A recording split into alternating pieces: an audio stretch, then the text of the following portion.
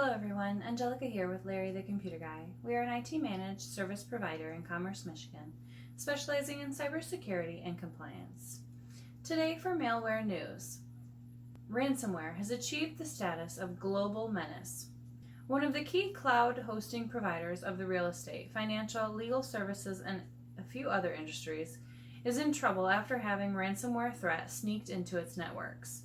Another ransomware attack was detected in a publicly owned rail operator in the UK.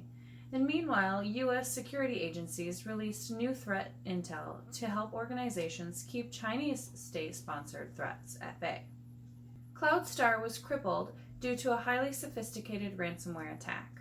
Negotiations with attackers are underway, although operations are not yet fully restored. Ticketing systems at the UK's northern trains were hit by an alleged ransomware attack. Authorities say no customers or payment data was compromised, and travelers can still book online tickets.